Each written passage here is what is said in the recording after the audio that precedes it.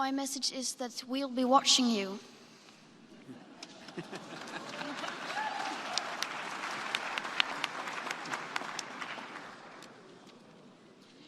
This is all wrong. I shouldn't be up here. I should be back in school on the other side of the ocean. Yet you all come to us young people for hope. How dare you? You have stolen my dreams and my childhood with your empty words, and yet I'm one of the lucky ones. People are suffering, people are dying, entire ecosystems are collapsing.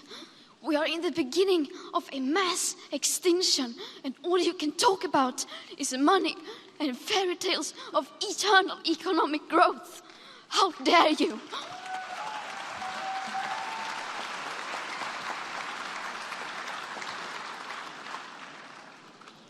For more than 30 years, the science has been crystal clear. How dare you continue to look away and come here saying that you're doing enough when the politics and solutions needed are still nowhere in sight? You say you hear us and that you understand the urgency. But no matter how sad and angry I am, I do not want to believe that. Because if you really understood the situation and still kept on failing to act, then you would be evil, and that I refuse to believe.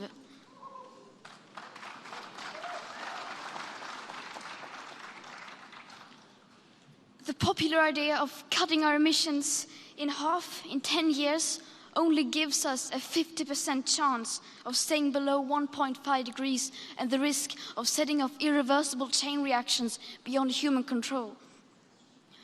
50% may be acceptable to you, but those numbers do not include tipping points, most feedback loops, additional warming hidden by toxic air pollution, or the aspects of equity and climate justice.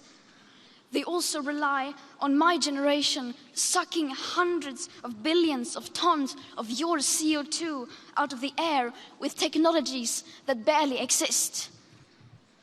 So a 50% risk is simply not acceptable to us, we who have to live with the consequences. To have a 67% chance of staying below a 1.5 degrees of global temperature rise, the best odds given by the IPCC, the world had 420 gigatons of CO2 left to emit back on January 1st, 2018. Today, that figure is already down to less than 350 gigatons. How dare you pretend that this can be solved with just business as usual and some technical solutions? With today's emissions levels, that remaining CO2 budget will be entirely gone within less than 8.5 years. There will not be any solutions or plans presented in line with these figures here today, because these numbers are too uncomfortable and you are still not mature enough to tell it like it is.